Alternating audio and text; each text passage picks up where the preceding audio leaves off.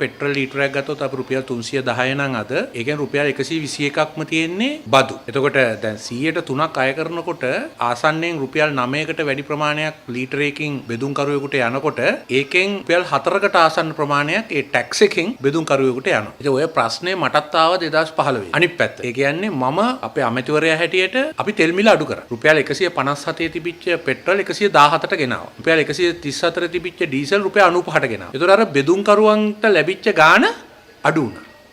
ඒ වෙලාවෙත් මට ඇවිල්ලා කිව්වා ඒගොල්ලෝ ගාණ වැඩි කරන්න කියලා. ඉතින් අපි කිව්වා ඔය විදිහට මිලට සාපේක්ෂව නෙවෙයි කරන්න ඕනේ. ඔබේ වියදම් සහ සුදුසු ලාභයක් එන පරිද්දෙන් අපි මේක කටයුතු කරමු කියලා.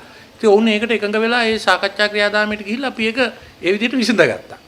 නමුත් අද වෙලා තියෙන්නේ 2022 හිටි ගමන් ඒ තිබිච්ච අර්බුදයත් එක්ක විශාල වශයෙන් තෙල් මිල ඉහළ ගියා.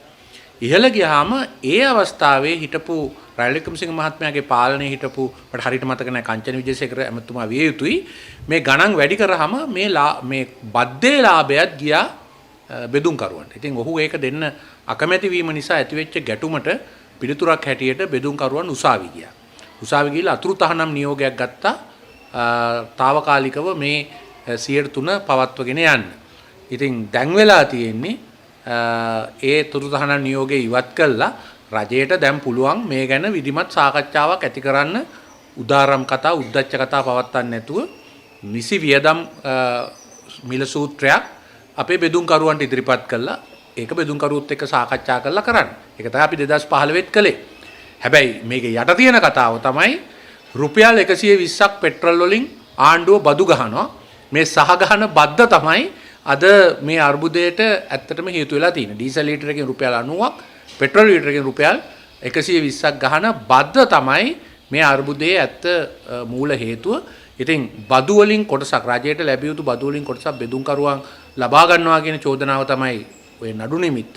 ඒකට තියෙන්නේ බදු වලින් තොරව යම් මිල සූත්‍රයක් දීලා වියදම් ලයිස්තුවක් හදලා දෙගොල්ලෝ අතර එකඟතාවයක් ඇති කරගෙන කටයුතු කිරීම මිසක් උද්දච්ච කතා පවත්වලා පොදු ප්‍රවාහනයයි මගී ප්‍රවාහනයයි රටේ ජනතාවගේ ආර්ථිකයයි අර්බුදයට යැවීම නෙවෙයි.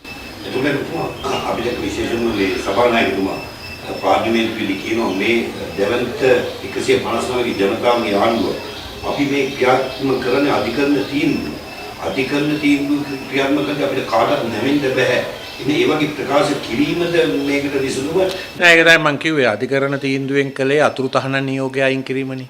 ඒතර රජයට පුළුවන් ඔන්නම් ඔය 103 තියාගන්නත් ඔන්නම් මිල සූත්‍රයකට අනුව වියදම් සූත්‍රයකට අනුව බෙදුම්කරුවන් එක්ක කතා කරන්නත්. ඒක කරන්න ඕන උද්දච්ච ක්‍රමයකට නෙවෙයි. ඒක කරන්න ඕන මොකද මේ බෙදුම්කරුව අවුරුදු දශක ගණනක් මේ සේවාවේ නියැලලා ඉන්නයි. ඒගොල්ලන්ගේ වියදම් මොනවද? ඒගොල්ලන්ට යන විදුලි වියදම කීයද? සේවක ගාස්තු කීයද? ඒ පිළිබඳව යම් යථාර්ථවාදී සූත්‍රයකට අනුව ඒ කටයුත්ත කරන්නයි තියෙන්නේ. බදු වලින් තවත් අයට බදු වෙන් කිරීම සුදුසු කාරණයක් නෙවෙයි. අඩු ගානේ බද්ද යන්න එපයි ආණ්ඩුවට නේද? මොකද මේ රටේ මහජනයා හැම පෙට්‍රල් ලීටරයකින්ම දෙන රුපියල් 120 ආණ්ඩුවට යන්න එපයි. ඉතින් ඔය ප්‍රශ්නේ දැන් අඩු කරද්දිත් ඔය ප්‍රශ්නේ හොම්මම ආවා. අපිට 2015 දී අපි ඒක සාකච්ඡා මාර්ගයෙන් විසඳගත්තා. ඒ වගේ මේවායිදී සාකච්ඡා මාර්ගයෙන් විසඳ ගන්න ඕන. ඒ වගේම උතුම් විශේෂයෙන්ම දැන් විදුලි බල මණ්ඩලය දැන් පාරිභෝගිකයන්ගේ තැන්පතු මුදලක් කියලා 6500ක් ඒ වගේ මුදලක් ලබා ගැනීම තිබිලා තියෙනවා. දැන් ඒක නඩු තීන්දුවක් මත පාරිභෝගිකයට ඒ තැන්පතු මුදලෙන් ලැබෙන පොලියෙන් කොටසක් පාරිභෝගිකයට බෙදා දිය යුතුයි කියලා නඩු තීන්දුවක් ලැබිලා තියෙනවා. නමුත් ඒක විදුලි බල මණ්ඩලය කියනවා මෙසේ දුන්නොත් විදුලි බල මණ්ඩලයේ බරපතල මේ ආර්ථික ගැටලුවක් තියෙනවා. ඒ නිසා නැවතත් පාරිභෝගිකයන් විදුලි බිලෙන් මේක අත්පත් කරගන්න ඕන. මේ සඳහා ඔබතුමාගේ අදහස මොකක්ද? දැන් මෙහෙමයි පළවෙනි එක තමයි ස්ථාවර තැන්පතුවක් ලැබීමේ අදහස ස්විච් එක දැම්මම ලයිට් තියෙන්න ඕන කියන එක මූල ධර්මයක්. ඉතින් අපි දැක්කනේ පහුගිය දවස්වල ස්විච් දැම්මම ලයිට් තිබුණේ නැහනේ. ඉතින් විදුලි බල මණ්ඩලය හෝ විදුලි බල අමාත්‍යාංශය අද කරගෙන යන්නේ විශේෂයෙන් මේ විදුලි බල ඇමති හා මේ ජනාධිපති මේ විදුලි ගාස්තු වැඩි කිරීම සඳහා එක හේතු ඉදිරිපත් කිරීම තමයි කරන්නේ. හරිද? මුලින් කිව්වා විදුලි බල මණ්ඩලේ පාඩුයි කියලා. අපි ගිහිල්ලා පෙන්නලා දුන්නා නෑ විදුලි බල මණ්ඩලේ ලාභයි කියලා.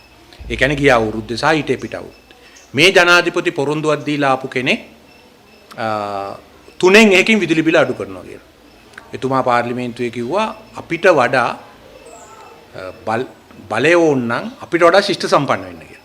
මම දන්නේ මේ බොරු කීම කොහොමද ශිෂ්ට සම්පන්න වෙන්නේ කියලා. මේක මහජනයා ඉදිරියේ කරපු ඊටාම බලගතු බොරුවක්. 3න් 1කින් විදුලි බිල අඩු කරනවා කියපේ. ඒක තව කමක් නැහැ කියමුකෝ. දැන් මහජන උපයෝගිතා කොමිසම විදුලි බිල අඩු කළාට පස්සේ ඒකට විරුද්ධව කටයුතු කිරීම.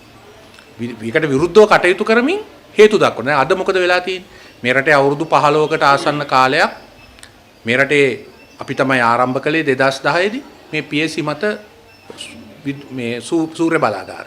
ඒ වගේම බිම හයි කරලා තියෙන සූර්ය බලාගාර. සුලම් බලාගාර. අද මොකද කරන්නේ? අද සෑම නිවාඩු දිනයකම දිවා කාලයේදී 50%ක් මේ කපා දානවා හොඳ අවුව තියෙනකොට. නිකන් ලැබෙන සූර්ය බලය සුලන් බලය කපලා ඩීසල් සහ ගල්ලංගුරු වලින් දුවනවා. එතකොට අද ඔය ලොකුවට කතා කළාට ගල්ලංගුරු ඩීසල් මාෆියාවේ කොටසක් හැටියට තමයි අද මේ ආණ්ඩුව මේ විදුලි බල අමාත්‍යාංශය යන්නේ. වගේ විදුලි බල ඇමති කියනවා දැන් අපිට පාඩුයි. ඒක නිසා අපි විදුලි කපනවා කියලා. අපි විදුලි බල මණ්ඩලයෙන් අහන්න තියෙන බලශක්ති ඇමතිගෙන් පහුගිය අවුරුදු 15ක කාලය තුල අඩුම තරමින් විදේශ වලින් කොපමණ ණය මුදලක් ගත්තද මේ හරිත බලශක්ති ප්‍රවර්ධනයට? කොච්චර ණය මුදලක් ගත්තද සම්ප්‍රේෂණ පද්ධති දියුණු කරන්න සහ අනිකුත් කාරණාවලට. ඒ මුදල මුලින් ප්‍රකාශ කළා ඉන්නේ. හරි. දැන් අද කරගෙන යන්නේ අර වහලා දාන්න ඕන ඩීසල් බලාගාර ටික දුවගෙන යන්න ක්‍රමයක් හදලා විදුලි බල මණ්ඩලයේ පාඩුයි කියලා ගාස්තු වැඩි කරන්න කරන කුමන්ත්‍රණයක්. මේක පැහැදිලි රජයයි ජනාධිපති අගමැති විදුලි බල ඇමති එක්කහුව වෙලා කරගෙන යන කුමන්ත්‍රණයක්. ඒක බොහොම පැහැදිලිව අපි කියනවා. අපෙන් ආදර්ශ ගන්න. අපි 2015 දී බලාගාර 5 වහලා දැම්මා. තෙල් වලින් දුවපු බලාගාර 5ම වැහුවා. හරි. 5 වහලා ලංකා විදුලි බල මණ්ඩලයේ පාඩුයි කියලා කියද්දි අපි විදුලි බල මණ්ඩලේ ලාභ කළා පෙන්නනවා. ඒ හැකියාව නැතිකම තමයි ඒ නොහැකියාව තමයි එක පැත්තකින් මේ මහජනයා මත පටවන්නේ. නිසා මම ජනාධිපතිතුමාගෙන් ඉල්ලනවා මේ ඔය විදුලි බල මණ්ඩලයේ සභාපතිවරයා හෝ ඔය ඇමතිවරයා හෝ ඔය ඉලක්කම් කියන අය නෙවෙයි කරුණා කරලා මහජන උපයෝගිතා කොමිසම හරහා මහජන විමසුමක් කරන්න ඔබ ඔච්චර සත්‍යවාදී නම් ඔබ ඔච්චර ශිෂ්ට සම්පන්න නම් මේ විදිහට කටයුතු කරන්නේ නැතුව මහජන කොමිසමක් පත් කරන්න. එතකොට අපි මේ විදුලි බල බිඳ පැටීමට සූර්ය බලය වගකිය යුතුද නැද්ද? ලංකා විදුලි බල මණ්ඩලයේ කොච්චර මහජනයා ණය කරලා මුදල් අරන් තියනවාද මේ රටේ මේ විදුලි සම්ප්‍රේෂණ පද්ධතිය දියුණු කරන්න කියන කාරණා අපි එකින් එක ඔප්පු කරන්න. මේ වෙලාවට දින කිසිම කාලයකට අතර පාතාල ක්‍රියාකාරකම් වල විශේෂ වීමක් දක්නට ලැබෙනවා. දැන් මේ වෙලාවට ආරක්ෂක ලේකම්වරයා නියෝගයක් ලබා දීලා තියෙනවා හමුදාවෙන් ආරක්ෂකවලින් පැනගිය සියලු දෙනාම අත්අඩංගුවට ගත යුතුයි කියලා ඒ වගේ නියෝගයකුත් දීලා තියෙනවා. දැනගන්නත් ලැබිලා තියෙනවා මේ පාතාල ක්‍රියාකාරම් වලට පොලිසිය ත්‍රිවිධ හමුදාවත් යම් විශාකාරකේ සම්බන්ධයක් තියෙනවා කියලා. මේ විදිහට මේ අංශවලින් යම් විශාකාරකේ ආවිදත් අතුරුදාන් වීමුත් අපිට දක්නට ලැබෙනවා. එතකොට මේ தත්ත්වය මේ මැඩ්ලන්ඩ් රජය ඒ තරම් මේ වෙන විට ක්‍රියාත්මක වෙන ආකාරයක් අපිට දක්නට ලැබෙන්නේ නැහැ. ඔබතුමා මේ தත්ත්වය කොහොමද දකින්නේ? දැන් මෙතනදිත් දේශපාලන වාසිය තකා ප්‍රේමදාස මහත්තයා ගාව සොත්ති උපාලි හිටියා, ජේ.ආර්. ජයවර්ධන රනිල් වික්‍රමසිංහයි ගාව ගෝනවල සුනිල් හිටියා, සිරිනාල් දමල් හිටියා කිය පාතාල ඉතිහාසය කියවනවා.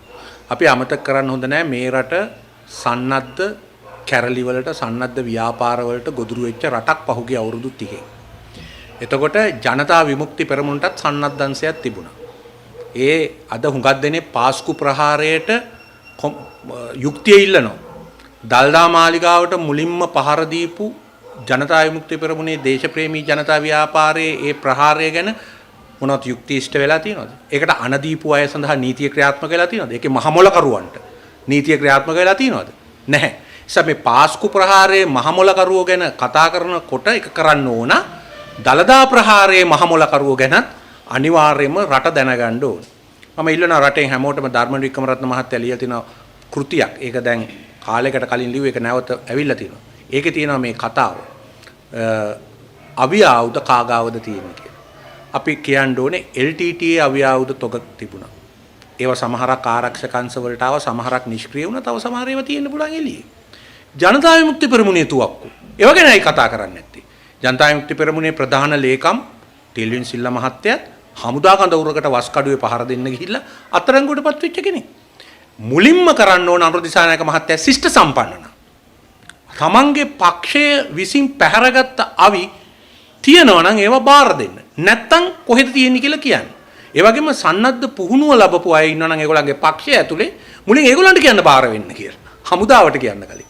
හරි? ඊට පස්සේ ජනතා විමුක්ති පෙරමුණ මර්ධනය කිරීම සඳහා විවිධ කණ්ඩායම් වලට දීපු තුවක්කු, ජනතා විමුක්ති පෙරමුණේ තුවක්කු, LTT තුවක්කු, LTT මර්ධනය සඳහා දීපු තුවක්කු, මෙන්න මේ ආයුධ ටික නිෂ්ක්‍රිය කරලා ඉන්න. ඒ